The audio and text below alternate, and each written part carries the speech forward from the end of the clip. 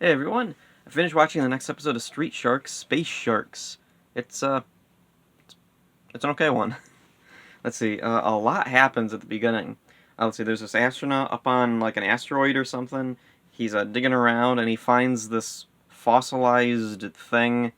It looks like a tiny little dinosaur with wings. It's really weird. I'm not quite sure what exactly it's supposed to be, or if it's supposed to be fossilized, or if it's like frozen in some kind of substance or something. Whatever. Dr. Paradigm on Earth is contacted to come and analyze whatever it is they found. And there's this news reporter talking about Paradigm's new creation, the Grain Maker, which is this little rocket that goes around the Earth and it spreads genetically altered, drought resistant seeds across arid environments. And the odd thing is, there's actually something kind of similar to that. There are genetically altered plants that are designed to work in arid climates that are really harsh and not suitable for usual vegetation.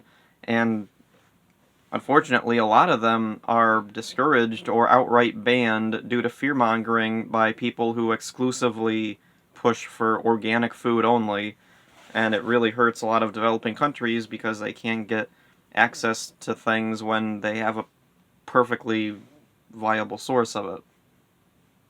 Yeah, I wasn't expecting 2 episodes of Street Sharks in a row to be relevant. Huh. Street Sharks. Whatever. Back to the synopsis. The sharks see Paradigm on the news, and Benz brings burgers in, and they all fight over the burgers, and there's this one really funny gif of Jab and Streaks pulling a burger back and forth that came from this episode, and I really like that gif. It's a really funny one. And so anyway, they're all eating the burgers, and then, they got one burger left, and Streaks and Jab are fighting over it, and Samu says, there's only one way to solve this problem. Then he takes the burger, and he eats it. Which is a funny gag, I like it. Street Sharks doesn't usually do, like, outright funny gags, but when they do, it's sometimes pretty good. So then, the phone rings, Ripster... Oh yeah, there's a cool thing, Ripster answers the phone, "Speak to me," which is his answer from the premiere. Oh, what a cool little callback. So anyway, the call is from the president, but we don't hear what it is yet, because back up on the space station, we see Paradigm has just gotten there. He's working with the scientist, Dr. Morton, to analyze the fossilized alien. And so Paradigm is saying to Dr. Morton, "Imagine what we could do if we got its DNA. We could clone a new one." And then Morton's like, "Paradigm, we don't know. It could be dangerous." And Paradigm's like, "Oh yeah, sorry, I'm so excited." And then Morton gets tired. He's like, "Why don't you go out of the room and leave me alone with the thing?" And Morton's like, "Okay." So then Paradigm's like, "Okay, now that I'm alone, I can do whatever I want with the thing." And so then he extracts DNA from it, combines it with manta ray DNA, which he has in a little vial in his back pocket, I guess. Paradigm. Oh, and there's a weird thing in this episode. Paradigm has like one hand, like he's still in that like power suit. He has one hand and then a claw in the other. Huh. When did he add that? Why doesn't he just have 2 hands? Why is this one a claw? Whatever. Um. So then, yeah, he gets the DNA out of out of the fossilized thing, combines it with manta ray DNA. Oh, and the grain maker thing that the news reporter was talking about earlier is on the space station about to be launched on Earth, and he wants to put this DNA thing in the grain maker. So it's a good thing that they found this thing and called him up there, because otherwise the grain maker would actually help people and not mutate people. Huh. So was Paradigm like totally ready to just let this go through and help people? I guess maybe he would probably want as many people alive so that he could potentially try to gene slam them. So then anyway, he does that, and then the fossil breaks apart. It turns out it was an egg, and so then Dr. Morton shows up in the room. He sees the fossil broken open, and there's a computer readout that Paradigm just left running of what he was doing, combining DNA. Huh. So, anyway, he goes into where the launch room is to stop Paradigm from launching the grain maker that he's put his mutant DNA whatever in there. It's really reminiscent of in the premiere when Dr. Bolton breaks into the lab and he's trying to stop Paradigm from, I don't know, creating his Ceviots for the first time, I guess. Except this time, like, unlike Bolton, who's like just, come on, move, and he's like just gingerly pushing, like, or like just bumping Paradigm in his chair. Morton comes in and just smacks Paradigm right out of the chair. So he puts up quite a bit more fight than Bolton did. But it's no good, because, let's see. Paradigm starts to transform into Paranoid. And then he launches the thing, smashes the control console, and then the alien grew giant and breaks in. Alright, that was weird. And then there's a weird bit where Morton calls Paradigm Paranoid. He's never even...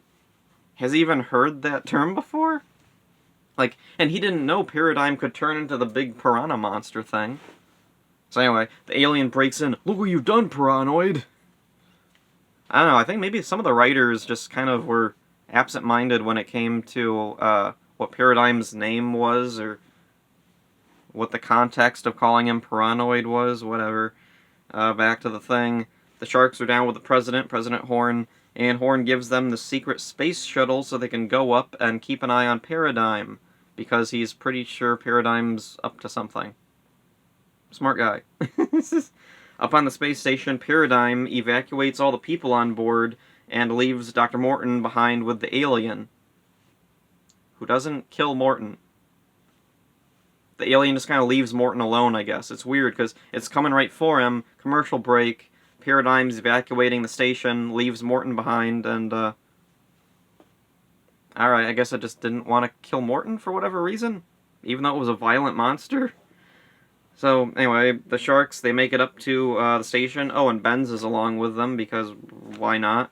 Let's see, they encounter the alien, there's a big fight, and the alien spits this poison goo on them that weakens them. Dr. Morton runs over, he's able to get them into another room, and they're safe. The Sharks are talking to Morton. Morton apparently was a friend and co-worker of their father, Dr. Bolton. And when he heard Paradigm back in, like, the premiere episodes talking about how it was Dr. Bolton who mutated his own sons, he believed him.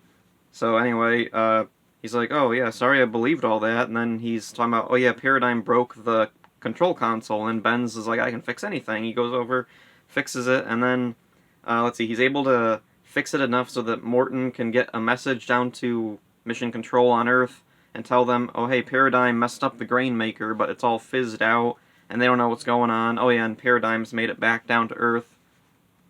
Yeah, planetary space travel is really quick in Street Sharks for some reason. And so anyway, Paradigm's saying that, we have to self-destruct the station before the Sharks take over, because he sees the Sharks on the thing, and, yeah. Whatever. Anyway, looking through my notes here, a lot goes on in this episode, and there's a lot of back and forth. Let's see. Oh yeah, the alien breaks in, and the message is broken off when the alien eats the console, and there's a really weird bit where the Sharks are like, the alien eats electricity. Alright, in any other episode, I would assume that would come back and that would be like a plot point, but it isn't. It never comes up again. And for some reason, they get the idea, hey, let's make a translator to try and communicate with the alien. Alright, so they whip it up really, really quick, give it to Slamoo. Slamoo talks into it. Hi, alien, I'm Slamoo. And it comes out in the alien's, like, noises. The alien looks over all confused. It doesn't do anything. It's just confused for a second, then it goes right back to attacking the Sharks. Alright, that went nowhere. So anyway, the Sharks are holding off the alien. Benz is trying to stop the Greenmaker from launching. He's running out of time. And then Dr. Morton sees the Sharks are losing against the alien, and Benz is in trouble, and he's like, there's only one way to defeat the alien. It's to think like it, and to be like it. And he takes Paradigm's DNA thing and injects himself with it, and he mutates. So then the Sharks are out fighting with the alien, and Dr. Morton jumps in and helps them fight the alien. And let's see. Oh yeah, Slamu and Streaks, they go to stop the grain maker manually. Paradigm activates the self-destruct thing on the station, which is kind of weird. Why is there a self-destruct separate from the station?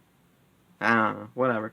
Anyway, oh yeah, the Sharks and Benz, they escape the space station. Dr. Morton is called Manta Man now by Streaks. Okay. That was really awkward. Streaks is like, he's Manta Man now. You didn't even talk to him, Streaks. So anyway, Manta Man is fighting off the aliens so the Sharks and Benz can escape. They manage to escape just as the station blows up. Then back on Earth, the Sharks are talking to the President, and the President is saying, "Well, boys, you did a good job, but unfortunately, with the space station destroyed, there's no evidence against Paradigm, so we can't arrest him. But I need your help with something." And he opens up this door, and there's a bunch of humongo burgers for the Sharks. And it made me think about how everyone keeps talking about the Simpsons predicted this or predicted that. The Sharks predicted President Trump giving a bunch of Big Macs to that one football team. Or was it a basketball team? I don't remember. It was some event at the White House where these sports stars were coming, and it was during a lockdown, and they didn't want to bring the staff in, or they couldn't pay the staff or something. So Trump went out to McDonald's and ordered a bunch of Big Macs. I think it was like $5,000 worth of Big Macs. It's hilarious. Anyway, up on the ruins of the space station, I just noticed I spelled something wrong there. Okay. We see Manta Man survived, and then we see him dive back to Earth. So I guess without a spacesuit, he can just go through Earth's atmosphere or whatever. Decent episode. It was okay. There's a lot of little things that don't go anywhere, like the eating electricity thing, the translator thing they make to communicate with the alien. And in the end, the alien is just a mindless monster, and it's blown up at the end, maybe. I don't think it comes back. Maybe it does. I don't remember. So, whatever. And it's a very continuity-heavy episode. There's a lot of little callbacks to things. The President is there, and he's a major character. And they don't, explain anything either. It's just all put right out there. If you weren't following the show... Like, if this was somebody's first episode of Street Sharks, it would be a really confusing one. Let's see. Oh yeah, Manta Man. Dr. Morton becomes Manta Man, a major, mutant character in the show. Like, this whole episode is supposed to be about him, right? Like, building up him and his origin and who he is, but really, we don't learn much of anything. He's an astronaut, he works in space, he's a scientist, we don't even know what Manta Man's powers are. Like, he's a manta ray. He has, these big, flying squirrel type of wings he can use to glide. But other than that, we don't really see any of his abilities. I know he comes back later. There's, a relative of his on Earth, I think. We get way more, backstory and information about him there than we do here. Here, he's pretty much just a glorified extra. He's just some guy in the episode, and at the end it turns out, oh, he's a mutant. So... fine episode, don't have much else to say about it, so see ya.